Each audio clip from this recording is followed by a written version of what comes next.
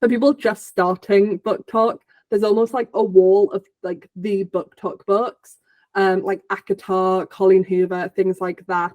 And I think sometimes that can be very intimidating in the sense of, I have to read about these books to be popular. That is not the case. You just kind of have to work your way through the wall, and then there's like so much going on.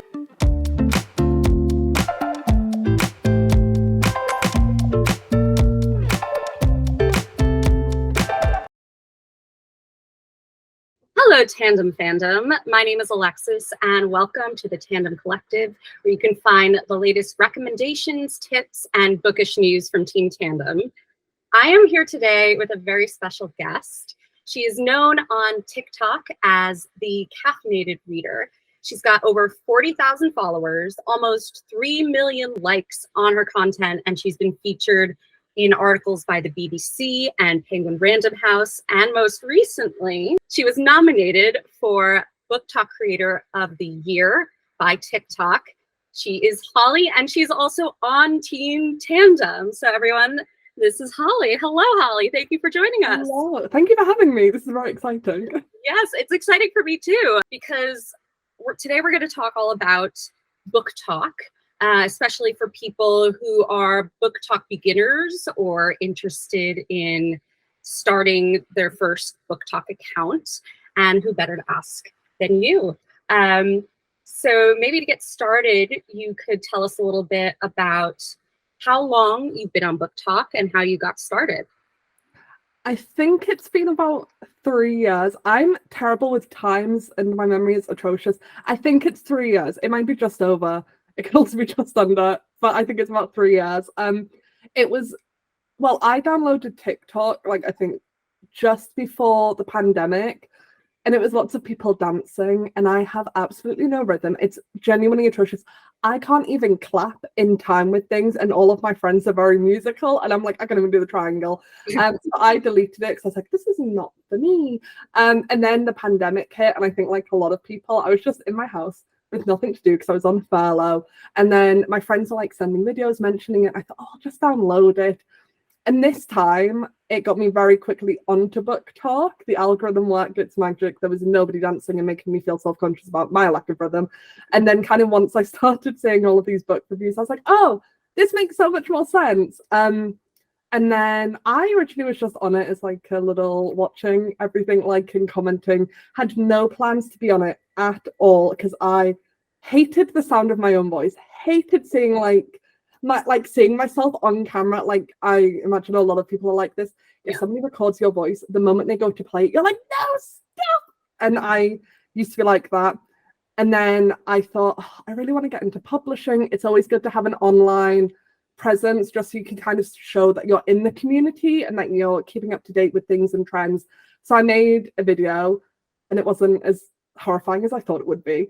And then I kind of kept doing it again. I was at home a lot, so I had a lot of free time to kind of be really inspired and not have much else to do. So I thought, I'll just start making videos. And then it very quickly snowballed into kind of what it is now. And everything, I realized the other day, because I was asked about something similar, and I realized the other day that everything I currently do in my life literally all comes back to making that first video on TikTok. Like, every aspect of my life right now is all because of TikTok, which is really bonkers.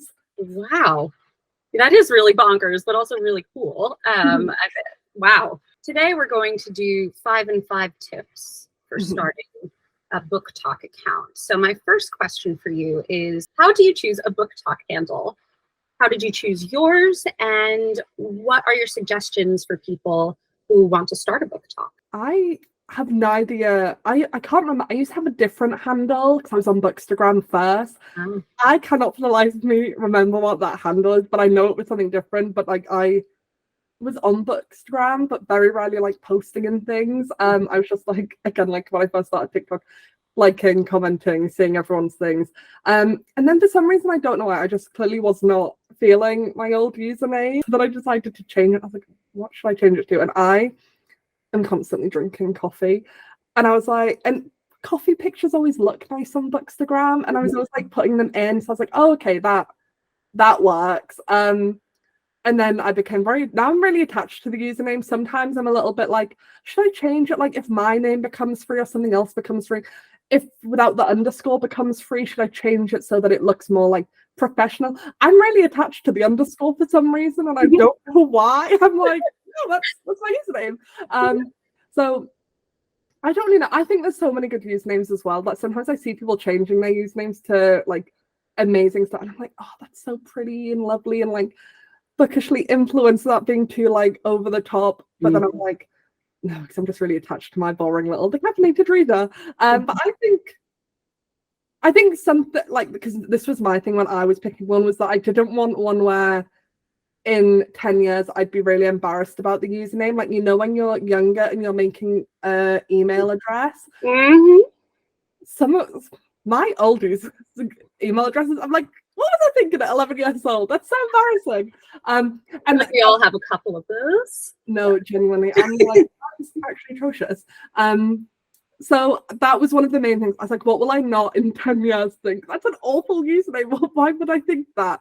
So just something I think that you're comfortable with, and that you're like, I feel good about this one. I don't know. I think that it's really difficult. I could, if I had to change it, I wouldn't be able to change it to anything else because I'm not creative enough to think of anything good.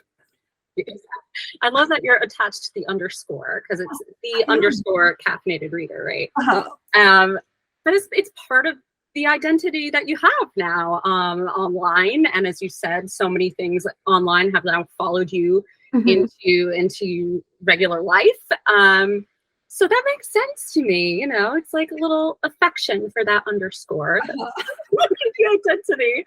But I guess what I'm hearing is like, be true to yourself and also just be truthful about what your channel is going to be about. Would you say that's like? Yeah, like I think as well, don't go for something that you think sounds really cool. I think, because I know like sometimes people, I don't get me wrong, some people have amazing usernames and it fits their vibe so much. But I think don't go for something that you think is like really cool or trendy or something like that, because trends change all the time. Sometimes you look back and you're like, oh, I thought that was so cool, and that's really like, what was I doing? I think just go for something that really like speaks to you. It's simple, you like it. It's like, yeah. These names are so difficult. I don't know how people name books. Oh my gosh, no, I don't know. It was interesting listening to the authors at BookFest last week. I clearly couldn't decide on like a niche or anything because my Instagram is any book anywhere. Like, I love that though. I love that. Well, I figured like I do read all genres. Like I have my favorites, but I read all of them, and I like to travel. So I was like, there we go. That just encompasses all of it. My next question for you is, how do you get your content ideas? This is, I think, a big one for any kind of creator, but for BookTok, how do you find your ideas? So many different things. Either it's a book that I've read where I'm the type of person where if I love a book, I will try to shove it down everybody's throats. I will not stop talking about it, to the point where somebody, because I love She Who Became the Sun by Shelley Parker Chan, a ridiculous amount. It's the best book ever.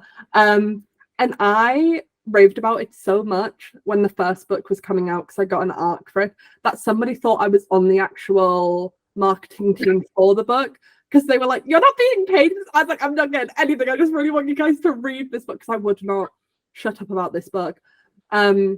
So yeah, normally it's just the sheer need to make everybody read this book is what makes me find or think of things. Or I follow so many BookTok people, so I see kind of what's trending that way.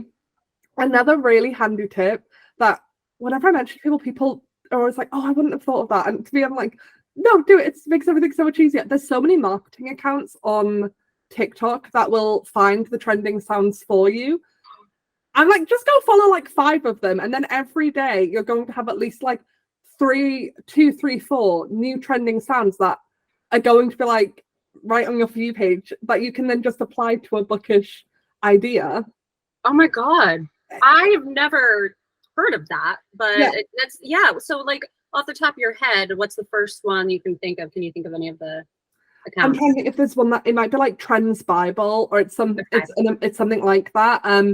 But if the way I normally find them, because I use it for like my day job as well, is I search trending sounds, and if you search like trending sounds or sounds that are trending, there'll be videos from marketing accounts where it's people who are not only do they share the trending sound, but they'll explain what it is and how to use it, and then they'll normally give you an idea. So if it's maybe a trending sound that you don't fully understand, they'll literally explain it to you, give you an idea that you can then kind of like make into your own. But it's so handy. Go follow marketing accounts. That's brilliant. It's like cheating in a way. No, that's a shortcut, and I'm all about shortcuts. I love that. I'm probably going to text Jenny on Team Tandem right after this to tell her, because she does our trends emails. Yeah. And I'm not sure she knows about that, and I feel like that will save her a lot of time. It makes everything so much easier. Honestly, no, that is a really, really helpful tip. And I think that's probably helpful for across all platforms. Oh, no, 100%. So speaking of other platforms, as a TikTok creator, what are the most important differences between TikTok and other platforms? Especially as someone who started on like bookstagram and Instagram and then moved to TikTok and realized that I find that I much prefer TikTok for book recommendations. I think it all comes down to you're seeing somebody and it's that parasocial relationship. And I think that's kind of the core reason why BookTok and TikTok does so well, because I follow accounts on Instagram that have the most beautiful images. They're absolutely gorgeous. I aspire to be that type of bookstagram account, but I will never be.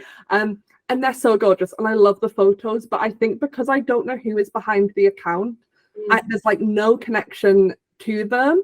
And I think there's also so many accounts on Instagram that makes such lovely photos that I think sometimes it's difficult to kind of decipher who is posting what. I know there's obviously the username and things, but I have a terrible memory. So if it's not a face, I'm going to forget. So I think on TikTok, the fact that you're seeing somebody and you're kind of getting to know them in that sense. I know like I've made friends on there and things. And obviously if you're seeing someone a lot talking really passionately about something they love, you kind of like go, oh, I want to feel that passionate about something. I want to read that book. And there's a lot of people on TikTok where, because I now feel like I know them and things like that, if they recommend a book, I'm more likely to go and pick that book up because I'm like, oh, if they like it, I'll probably really like it. So I definitely I do think it just comes down to the fact that it's a visual based platform. And obviously Instagram's changing now, they have Reels. So I think obviously it's going to pick up there a lot as well, and it is anyway. But I think that's the main reason. And also the short form, because I love BookTube. I'm a huge BookTube fan. The fact that I've met some of the BookTubers that I absolutely adored, like when I met Joel from Fictional Fates, I was fangirling so hard, and they are the loveliest person in the entire world. Jack Edwards, I met the loveliest person because I'm like a BookTube girly through and through. So I was like, but I think BookTube and BookTok both do very well, but in maybe different reasons. Like BookTube's great for like, I love when I'm sitting down and I know I want to find something to watch and I'll put BookTube on, or like even in the background, there's just something so nice about having a BookTube video on in the background while you're doing other things and listen. It's almost like a podcast in a way, having it on in the background. Whereas I think BookTok works for people like me with no attention span, who just want to like scroll constantly. And I think they all work for very different reasons. But I think they're all great.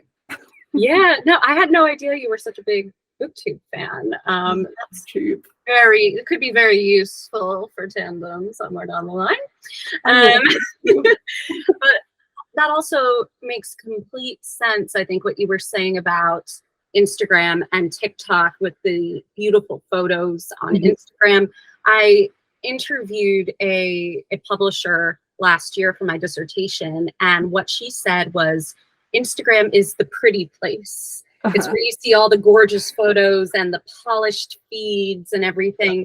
And then TikTok is all about authenticity and having that connection to a person. Not to say that you can't have either of those things on any other platform, but those are its strengths. So I guess when you're looking to start a book talk, you have to come up with content that you are enthusiastic about and you're happy to be on camera about and like connect with your viewers. Definitely the authenticity thing. I always mention that on BookTok. I always think that's the thing that comes across the most outside of anything, is that people can tell when you're genuinely passionate about a book and just want people to read it. And I think also kind of the chaos and the authenticity of BookTok and how it's not as polished in most cases, I think, is what kind of warms people to it. It's refreshing to have that authenticity on TikTok for sure. Okay, so moving on to our fourth tip. As a seasoned TikToker, what are your top tips for growing your following and growing your like count? I will start with a disclaimer that I hope will make people less conscious of their follow count, is that when I first, and we have a gigantic BookTok group chat, there's like 70 of us in there. We keep collecting BookTokers like Pokemon, and it's something that we've all felt. That I was lucky I got onto BookTok during the pandemic. Everybody was in their houses with nothing to do, so people were scrolling, they were reading more, follow counts went up. People still had to work very hard, but they went up kind of in relation to the effort you were putting in, I felt, during the pandemic. More people were just scrolling. And now it's massively kind of, I would say, plateaued, in the sense that a lot of us find that the growth that we had when we first started, we do not see now, because people are busy again. People are working. People are out of their houses and things. There's a lot more going on, so people aren't just sat on TikTok constantly scrolling and looking for book reviews and things. And I will say, I was on a Zoom call with TikTok a while ago, and they kind of showed us some statistics for BookTok, and in the graph they showed us, you could literally see that you saw it peak massively during the pandemic and then slowly trail off. Not like it didn't disappear, but like I think it was just such massive growth and engagement during the pandemic that to us we were like, that's clearly the norm. But I think what it currently is what should have been the norm, because obviously it was just such a strange scenario for everyone. So if you don't feel like your account is growing very quickly, it is not you. It is just the fact that the world is very different right now. It's nothing to do with the content you're making. Your content is probably absolutely fine. Please don't get down about it, because when the numbers all started dropping off, I started to feel like, oh my god, people don't watch my videos, like people don't want to read the books that I love. But so many of us feel the exact same way, and having the same kind of relationship with our follow count and like count and all of that not growing as much as it used to be, that now I'm like, oh, this is the norm. Don't get me wrong, sometimes videos go viral and you'll suddenly see like a massive increase, but don't stress too much, because everybody is facing the same issue. I think if you want to grow your account though, it's what we said before. I genuinely think it's the authenticity thing, because I know it's the silly videos that I make where I'm like, I don't know, it's just that the silly chaotic videos always do the best, and I think it's because that's when people can see your personality, and the personality is kind of what they want to follow, because they're like, if they don't like you, they're not going to follow you, or like if they don't read the same books as you, they're not going to follow you. So I think it's just be authentic, read what you want, post about the books that you really enjoy. This is another thing as well for people just starting BookTok. When you first join, I think, and get onto the app, there's almost like a wall of like the BookTok books, like ACOTAR, Colleen Hoover, things like that. And I think sometimes that can be very intimidating, in the sense of, I have to read about these books to be popular. I have got to post about these to get views. That is not the case. You just kind of have to work your way through the wall, and then there's like so much going on. There's so many different genres. There's so much diversity. So don't feel like you have to talk about specific books. I think genuinely just post about what you want, and you'll find your niche and your crowd and your people, and that's what'll make it grow. Incredible. Yeah, I'm so glad that you made that disclaimer, because I feel like people fixate on the numbers and can get really discouraged and sometimes even give up. So hopefully that is useful if you're watching, and just keep at it and keep having fun with it, because as Holly says, that's what people will gravitate towards. And also, can I just add something that I've just thought of? I think as well, a lot of people see like people like who kind of, and not people like me, that sounds like so pretentious. I just mean like people like who are in my kind of like group on BookTok, where we have been here since like, I feel like it kind of started, and we like get invited to events, we get sent arcs, we get to do like fun things. You don't have to have the follow count that me and like my friends and the people that I know do to be invited to things, to get books. Like if that's something you're really excited about and you're thinking to yourself, oh, I need to get to that follow count to be able to like ask for books and things like that. Don't get me wrong, in some instances where books are like the arcs are like gold dust, they might like have certain people that they want to send it out to, certain follow accounts to get it out there. But quite a lot of the time, publishers, if you're passionate about the book, and publishers have copies that they want to put out there to passionate people, it's sometimes not based on the follow account. Sometimes you're just really passionate and you will read it and you will review it. Publishers will send you the book. So I don't get bogged down about that either, about thinking I have to hit that number to be able to do all of the cool things I see everyone else doing, because I think there's always different stuff for different follow accounts and all sorts. So don't worry.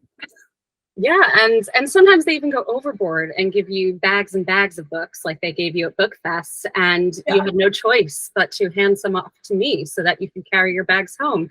So also be friends with a book talker. No, genuinely, because some of the friends that I have, and I'm just riding your coattails at this point to get fun things.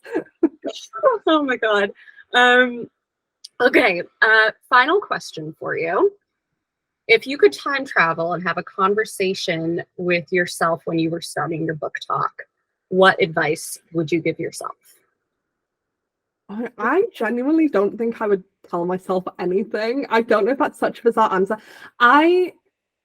Before I joined BookTok, I knew I wanted to be in publishing. I was applying for so many jobs and I wasn't even getting the rejection email. Like I just wasn't getting anything, and it was so disheartening. It was like so disappointing. And up north, because that's where I'm from, there's like nothing really in publishing. There's things in Edinburgh now, Manchester, and I think Newcastle office has just opened, which is exciting. But when I was applying, there was nothing. So it was like, it's London or it's nothing, and I'm not even getting rejection emails.